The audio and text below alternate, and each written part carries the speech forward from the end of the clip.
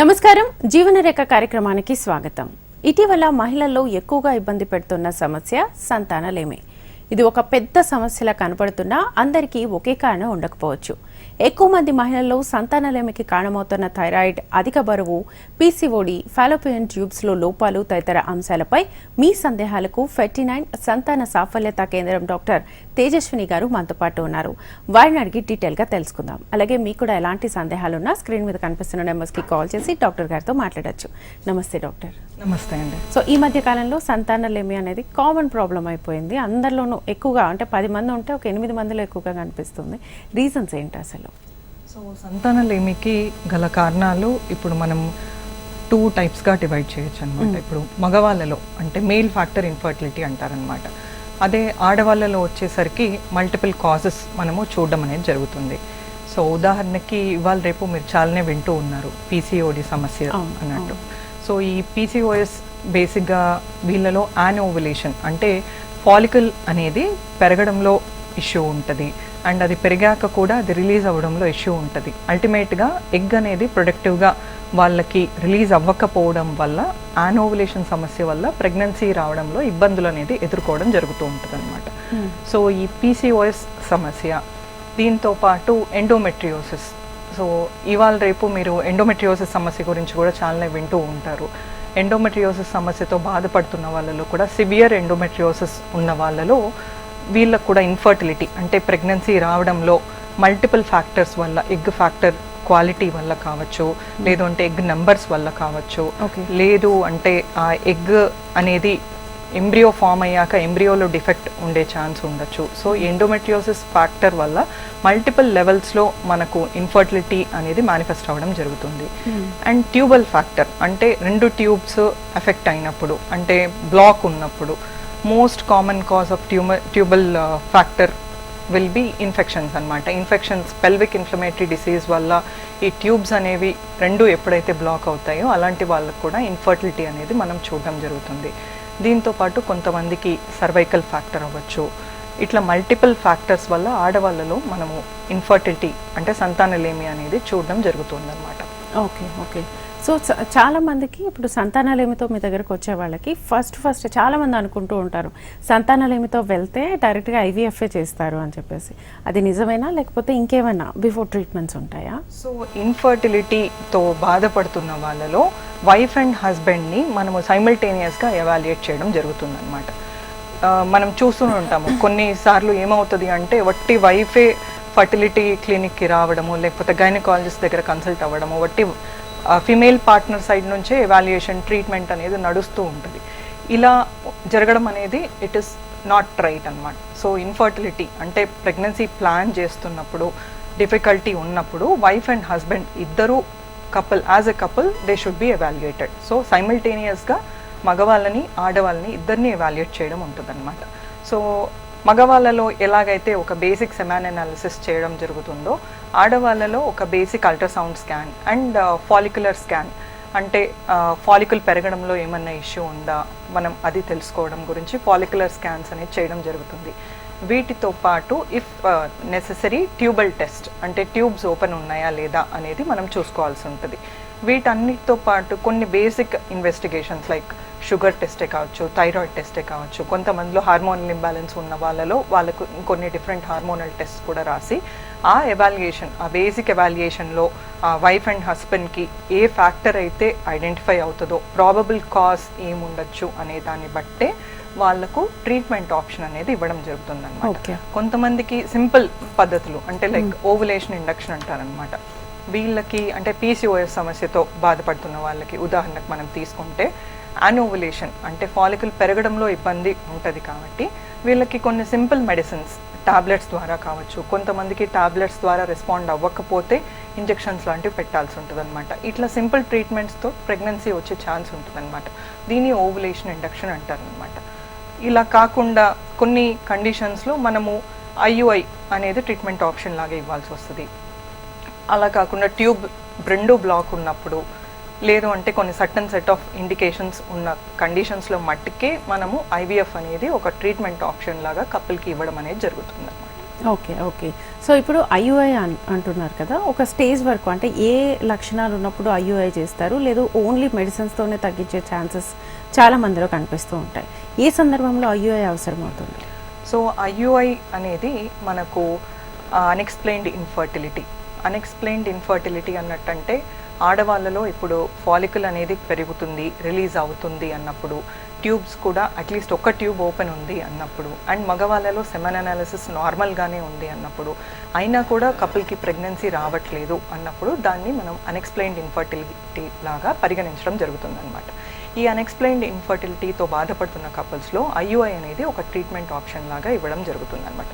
దీంతో పాటు mild male factor infertility and minimal to mild endometriosis, అంటే ఎండోమెట్రియోసిస్ సమస్య ఇనీషియల్ స్టేజెస్లో ఉన్నప్పుడు ఇలాంటి కపుల్స్కి కూడా మనం ఐయుఐ అనేది ఒక ట్రీట్మెంట్ ఆప్షన్ లాగా ఇవ్వడం జరుగుతుంది. ఓకే. సో ఐవీఎఫ్ విషయానికి వస్తే అసలు ఐవీఎఫ్ అంటే ఏంటి అసలు? ఐవీఎఫ్ అంటే ఇన్ విట్రో ఫర్టిలైజేషన్. ఇప్పుడు న్యాచురల్గా ఒక ఆడవాళ్ళలో మనకు రెగ్యులర్ మెన్స్ట్రల్ సైకిల్స్ ఉన్నప్పుడు ఫాలికల్ అంటే ఎగ్ ఉండే బ్యాగ్ ఏదైతే ఉందో వాటర్ బబుల్, దాన్ని ఫాలికల్ అంటారనమాట. ఆ ఫాలికల్ అనేది పెరగాల్సి ఉంటుంది అనమాట. మన బాడీలో హార్మోన్ లెవెల్స్ని బట్టి అది ఫాలికల్ గ్రాడ్యువల్గా పెరుగుతూ వెళ్తుంది అనమాట. అది ఒక కరెక్ట్ సెట్ ఆఫ్ సైజ్కి వచ్చాక ఆ ఫాలికల్ అనేది రప్చర్ అయ్యి దానిలో ఉన్న ఎగ్ బయటికి రావడం అనేది జరుగుతుంది. అండ్ ఈ ఎగ్ని ఫాలోపియన్ ట్యూబ్ అనేది క్యాచ్ చేయడం జరుగుతుంది అనమాట. సో అల్టిమేట్గా ఎగ్ అనేది మనకి ట్యూబ్లోకి రావడం జరుగుతుంది. ఈ ట్యూబ్లో కొంచెం డిస్టెన్స్ ట్యూబల్ మూమెంట్స్ ద్వారా ఎగ్ని ట్యూబ్ తీసుకెళ్ళడం అనేది జరుగుతుంది. అలాంటి టైంలో wife and husband inter course participate చేసినప్పుడు ఆ స్పర్మ్ అనేది త్రూ ద సర్విక్స్ యూట్రస్ అంతా వెళ్ళి ఫాలోపియన్ ట్యూబ్ ద్వారా వెళ్ళి ఆ ఎగ్ని మీట్ అవ్వడం జరుగుతుంది. సో ఈ process where the sperm and egg meet is called fertilization. ఈ ఫర్టిలైజేషన్ అనే ప్రాసెస్ న్యాచురల్గా మన బాడీలో ఫాలోపియన్ ట్యూబ్లో జరుగుతుంది. ఓకే. బట్ ఐవీఎఫ్ అంటే ఇన్ విట్రో ఫర్టిలైజేషన్ అంటే ఈ ఫర్టిలైజేషన్ ప్రాసెస్ని మనం బయట కల్చర్ మీడియాలో చేస్తున్నాం అనమాట. So that is why it is called in vitro fertilization. Okay okay okay doctor, చిన్న బ్రేక్ తీసుకుందాం. బ్రేక్ తర్వాత కంటిన్యూ చేద్దాం. జీవనరేఖలో షార్ట్ బ్రేక్ తీసుకుందాం. డాక్టర్, ఐవీఎఫ్ గురించి చెప్పారు కదా, ఇది మామూలుగా ఎవరికి ఏ సందర్భంలో చేస్తారు? సో ఐవీఎఫ్ అనేది మనము కపుల్స్కి అడ్వైస్ చేయడానికి కొన్ని సర్టెన్ సెట్ ఆఫ్ ఇండికేషన్స్ ఉంటాయన్నమాట. సో మేల్ ఫ్యాక్టర్ ఇన్ఫర్టిలిటీ అంటే మగవాళ్ళలో సివియర్ మేల్ ఫ్యాక్టర్ ఉన్నప్పుడు ఇలాంటి వాళ్ళకి ఐవీఎఫ్ అనేది ఫ్రమ్ ద మేల్ సైడ్ మనము అడ్వైస్ చేయాల్సిన అవసరం ఉంటుందన్నమాట. అదే ఆడవాళ్ళలో చూసుకుంటే ఇప్పుడు మనకు ట్యూబల్ ఫ్యాక్టర్ ఇందాక నేను చెప్పినప్పుడు ఫాలోపియన్ ట్యూబ్స్ 2 బ్లాక్ ఉన్నట్టయితే అలాంటి వాళ్ళకి ఐవీఎఫ్ అనేది ట్రీట్మెంట్ ఆప్షన్ లాగా ఇవ్వడం జరుగుతుంది అనమాట.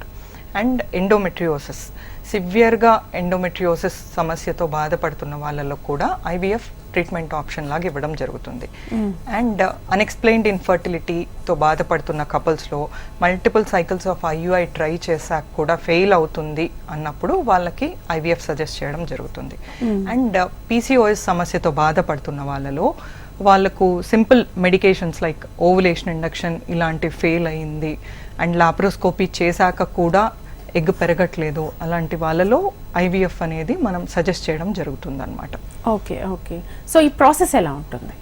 సో ఈ ఐవీఎఫ్ ప్రాసెస్ అనేది మనం చూసుకుంటే మనకు IVF process different kinds of protocols లాగా ఉంటుంది అనమాట.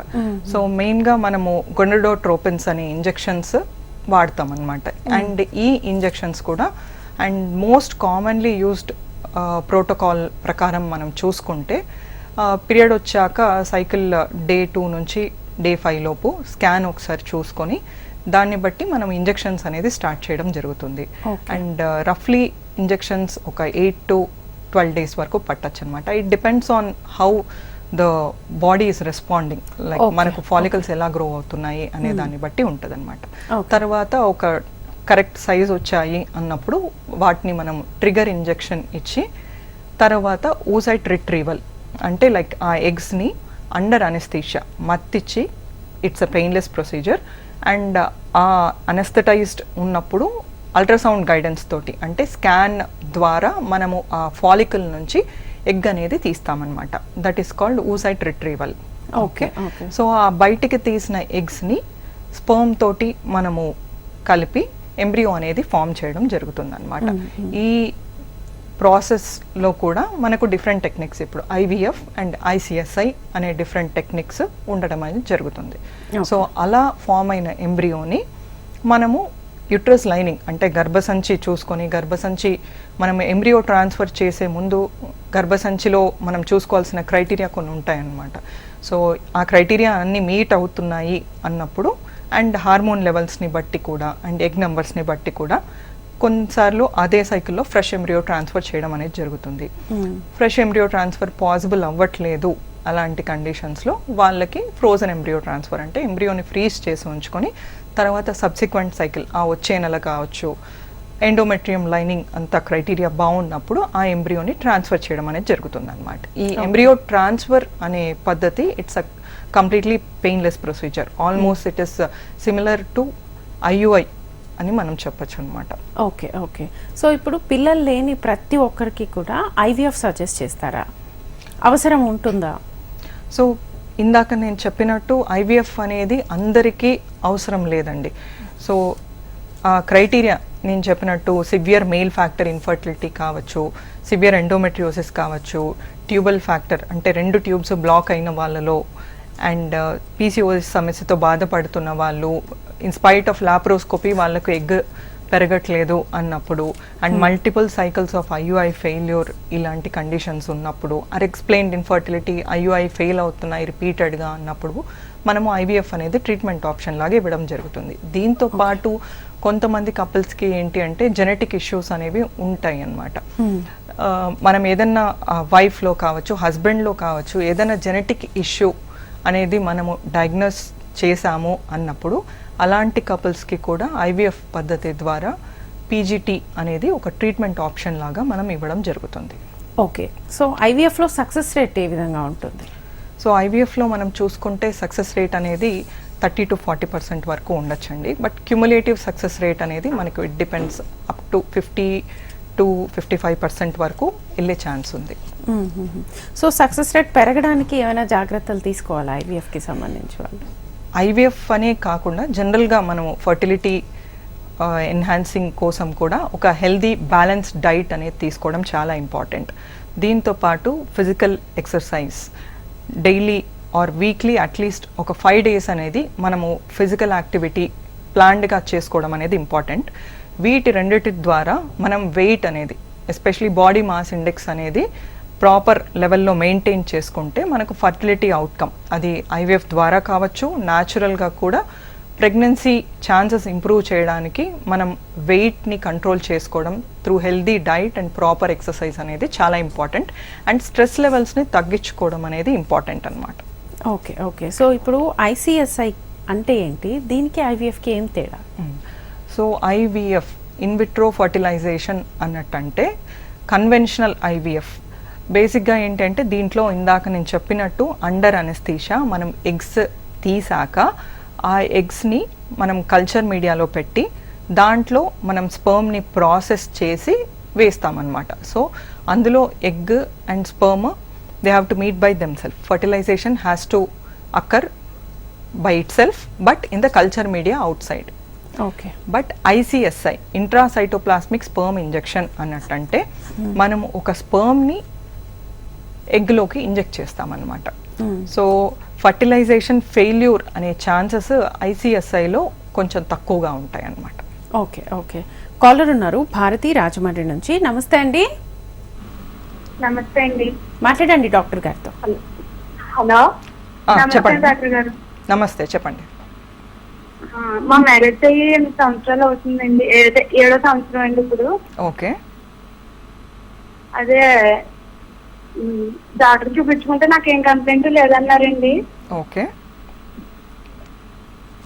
ఆయన ఫోన్స్ తక్కువ అంటున్నారండి. సర్జరీ కూడా అయిందండి ఆయనకి. ఓకే.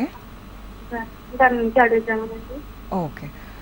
సో మీరు ఇందాక చెప్పినట్టు చూస్తే మెయిల్ ఫ్యాక్టర్ ఇన్ఫర్టిలిటీ లాగా అనిపిస్తుంది.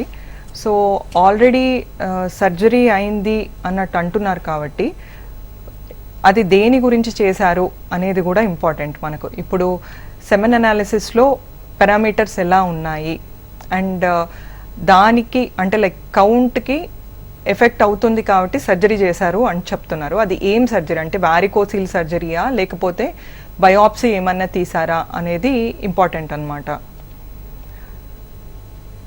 ఓకే, కాల్ కట్ అయింది. సో ఇప్పుడు చాలా మందిలో ఉన్న డౌట్ ఏంటంటే ఎగ్స్ తక్కువగా ఉంటే ఐవీఎఫ్ చెయ్యొచ్చా అనేసి. సో దానికి ఏం చెప్తారు? సో ఎగ్స్ తక్కువగా ఉన్న వాళ్ళకి if there is an indication for IVF, మనం ఐవీఎఫ్ ప్లాన్ చేస్తున్నాము అన్నట్టంటే వాళ్ళకు డిపెండింగ్ ఆన్ దేర్ కౌంట్ అంటే ఎగ్ నెంబర్స్ మరీ తక్కువగా ఉన్నాయా లేదు అంటే కొంచెం బార్డర్ లైన్గా ఉన్నాయా చూసుకొని దాన్ని బట్టి వాళ్ళకు కూడా we can customize and IVF protocol for them. ఇప్పుడు ఐవీఎఫ్ మనం చేస్తున్నాము ఒక కపుల్కి అన్నట్టంటే అందరికీ సేమ్ ప్రోటోకాల్ అనేది వర్కౌట్ అవ్వదు అనమాట. So depending on the patient factor అంటే ఆ కపుల్ ఇండికేషన్ని బట్టి వాళ్ళకు ఐవీఎఫ్ ప్రోటోకాల్ అనేది మనం సజెస్ట్ చేయడం జరుగుతుంది. ఇప్పుడు ఎగ్ నెంబర్స్ మరీ తక్కువగా ఉన్నాయి అలాంటి వాళ్ళకి న్యాచురల్ సైకిల్ ఐవీఎఫ్ లేకపోతే మినిమల్ స్టిమ్యులేషన్ ఐవీఎఫ్ ఇట్లాంటివి కూడా తక్కువ మెడిసిన్స్ తోటి కూడా వాళ్ళకు multiple cycles of IVF requirement ఉంటుంది కాబట్టి సో ఇంజెక్షన్స్ అనేవి డ్రగ్స్ అనేవి మనం తక్కువ వాడుతూ మల్టిపుల్ సైకిల్స్ చేయడం ద్వారా వాళ్ళకు కూడా కొంచెం బెటర్గా ఉండే ఛాన్స్ ఉంటుంది అనమాట. ఓకే, భారతి గారు రాజమండ్రి నుంచి మళ్ళీ కాల్లో లైన్లోకి వచ్చారు. భారతి గారు మాట్లాడండి. హలో హలో, చెప్పండి అమ్మా. సర్జరీ అన్నారు, ఏం సర్జరీ జరిగింది? అక్కడ కొంచెం ఏదో కొంచెం కంటిలాగా ఉండే తీసేస్తే కొడతారు. ఓకే, సో సెమెన్ అనాలిసిస్ ఏమన్నా అయిందమ్మా? సెమెన్ టెస్ట్ ఏమన్నా చేశారా? తెలియదండి, మామూలు సర్జరీ చేశారండి. ఓకే, సో బేసిక్గా ఏంటి అంటే చెప్పండి. సెమెన్ అనాలిసిస్ అనేది మనం చూసుకోవడం ఇంపార్టెంట్ అనమాట. చూసుకొని ఒకవేళ దానిలో ఏమైనా ప్రాబ్లం ఉంది అన్నట్టంటే దాన్ని బట్టి మనం ట్రీట్మెంట్ అనేది సజెస్ట్ చేయడం ఉంటుంది అనమాట. అండ్ 7 years అయింది మ్యారేజ్ అయ్యి ఒకవేళ సెమెన్ అనాలిసిస్ నార్మల్గా ఉంది అన్నా కూడా మీది ఎలాగో ఇన్వెస్టిగేషన్స్ అన్నీ నార్మల్గా ఉంది అంటున్నారు కాబట్టి సెమెన్ అనాలిసిస్ నార్మల్గా ఉన్నా కూడా దాన్ని ఇంకా అన్ఎక్స్ప్లెయిన్డ్ ఇన్ఫర్టిల్ లాగా మనం పరిగణించాల్సిన అవసరం రావచ్చు. సో ఒకసారి బేసిక్ సెమెన్ టెస్ట్ అయితే చేయించి అది ఎలా ఉంది అనే దాన్ని బట్టి మీరు ట్రీట్మెంట్ అనేది ప్లాన్ చేసుకోవడం ఇంపార్టెంట్. ఓకే, సో ఇప్పుడు చాలా మందిలో ఎగ్స్ తక్కువగా ఉన్నాయని చెప్తుంటారు కదా. ఎగ్స్ తగ్గడానికి అసలు రీజన్ ఏంటి? ఇది ఏమైనా జెనెటికల్ ప్రాబ్లమా లేకపోతే ఫుడ్ హ్యాబిట్స్ వల్ల వస్తుందా? సో ఎగ్స్ తగ్గడానికి గల కారణాలు అన్నట్టంటే జెనెటికల్ ఫ్యాక్టర్స్ కూడా కొన్ని కేసెస్లో ఇంప్లికేటెడ్ ఉంటాయి.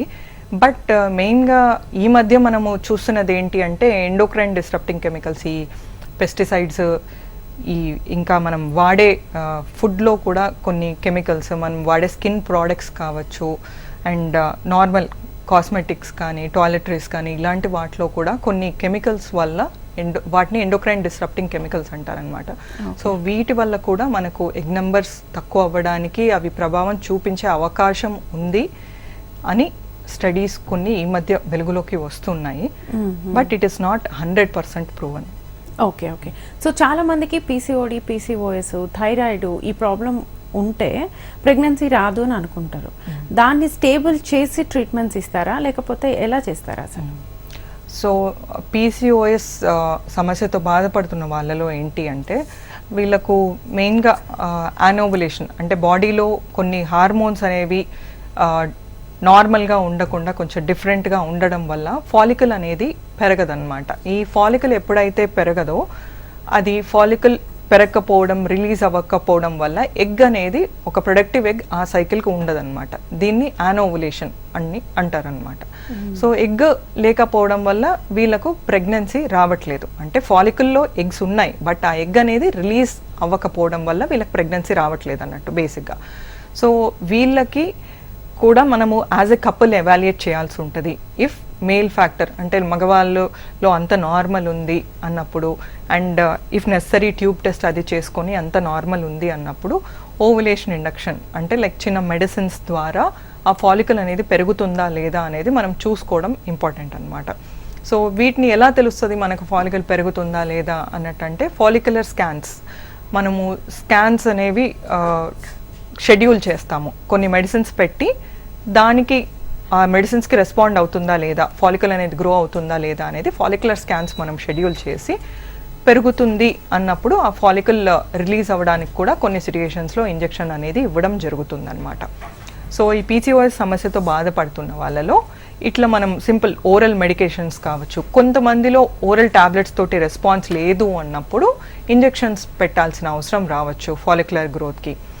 అండ్ ఫాలిక్యులర్ గ్రోత్ మనకు ఇంజెక్షన్స్ పెట్టాక కూడా రావట్లేదు అలాంటి వాళ్ళకి సిట్యుయేషన్ని బట్టి లాప్రోస్కోపీ అనేది సజెస్ట్ చేయడం జరుగుతుందన్నమాట. అండ్ థైరాయిడ్ సమస్యకు వస్తే మనము థైరాయిడ్లో కూడా బేసిక్గా థైరాయిడ్ హార్మోన్ అనేది మన బాడీలో మిగతా హార్మోన్స్ని ఎఫెక్ట్ చేయడం అనేది జరుగుతుందన్నమాట. ఈ రిప్రొడక్టివ్ సిస్టమ్కి సంబంధించిన హార్మోన్స్ని థైరాయిడ్ హార్మోన్ అనేది ఇన్ఫ్లుయెన్స్ చేయడం జరుగుతుంది. సో ఈ థైరాయిడ్ ఎప్పుడైతే బ్యాలెన్స్లో ఉండదో అప్పుడు వీళ్ళకి కూడా యానోవులేషన్ ఉండే ఛాన్స్ ఉంటుంది అన్నమాట. సో మనం థైరాయిడ్ హార్మోన్ని కరెక్ట్ లెవెల్లో మెడిసిన్స్ ద్వారా పెట్టుకోవడం ద్వారా సో వీళ్ళకి ప్రెగ్నెన్సీ ప్లానింగ్లో బెటర్ అవుట్కమ్ ఉండే ఛాన్స్ ఉంటుంది. ఓకే డాక్టర్, కాలర్ ఉన్నారు, తీసుకుందాం. రోజా గారు నమస్తే అండి. హలో, రోజా గారు కాదండి, రూప. ఓకే రూప గారు చెప్పండి, మాట్లాడండి డాక్టర్ గారితో. నమస్కారం మేడం గారు. చెప్పండి అమ్మా. మా మ్యారేజ్ 3 years అవుతుంది, పిల్లలు పుట్టలేదు, వాటర్ బాల్స్ ఉన్నాయంటున్నారు. మీ వాయిస్ క్లియర్గా లేదమ్మా. మ్యారేజ్ అయ్యి 3 years అవుతుంది, పిల్లలు ఇంకా లేరు, వాటర్ బాల్స్ ఉన్నాయంటున్నారు. ఓకే, ఏమన్నారు డాక్టర్? ఏమన్నారు? వాటర్ బబుల్స్ ప్రాబ్లం ఉంది అంటే పీసీఓఎస్ సమస్య ఉందని చెప్పారా? ఓకే. సో బేసిక్గా ఏంటంటే 3 years అయింది మ్యారేజ్ అయ్యి కాబట్టి మీ ఆయనది కూడా సెమెన్ అనాలిసిస్ ఒకసారి చేయించడం ఇంపార్టెంట్. సో మీ ఆయన సెమెన్ అనాలిసిస్ చేయించి ఒకవేళ అది నార్మల్గా ఉంది అన్నట్టంటే మీరు కూడా ఒకసారి ట్యూబ్ టెస్ట్ అనేది ప్లాన్ చేసుకుంటే దాన్ని బట్టి ట్యూబ్ టెస్ట్లో ట్యూబ్స్ 2 ఓపెన్ ఉన్నాయి, లేకపోతే ఒక ట్యూబ్ అన్నా ఓపెన్ ఉంది అని ఉన్నా, సెమెన్ అనాలిసిస్ నార్మల్గా ఉన్నా అప్పుడు మీకు పీసీఓఎస్ సమస్యకి అంటే ఫాలికల్ పెరగడానికి ఇఫ్ నెససరీ కొన్ని మెడిసిన్స్ అనేది ఇవ్వడం ద్వారా ప్రెగ్నెన్సీ ప్లాన్ చేసుకోవడం అనేది ట్రై చేయొచ్చు అనమాట. సో ఫస్ట్ ఏదున్నా యాజ్ ఎ కపుల్ మీ ఆయనది కూడా సెమెన్ అనాలిసిస్ చేయించి అండ్ మీది కూడా ట్యూబ్స్ అనేది ఒకసారి చూసుకొని మీరు ముందుకి ప్రొసీడ్ అవ్వడం బెటర్. ఓకే, సో ఒక పర్సన్కి ఐవీఎఫ్ అనేది ఎన్నిసార్లు చేయొచ్చు? సో ఇప్పుడు ఐవీఎఫ్ అనేది ఎన్ని సైకిల్స్ అని చెప్పడానికి మనకు ఒక డెఫినెట్ కట్ ఆఫ్ లాగా అట్లేం ఉండదండి. బట్ కొంతమంది కపుల్స్లో ఇప్పుడు ఒక 10% కపుల్స్ ఐవీఎఫ్ వెళ్తున్న వాళ్ళలో రికరెంట్ ఇంప్లాంటేషన్ ఫెయిల్యూర్స్ అంటే లైక్ 2 times 3 times మనము మంచి క్వాలిటీ ఎంబ్రియోస్ లైనింగ్ బాగున్నప్పుడు పెట్టాక కూడా వాళ్ళకు ప్రెగ్నెన్సీ రాకపోవడం అనేది జరుగుతుందన్నమాట. This is called recurrent implantation failure.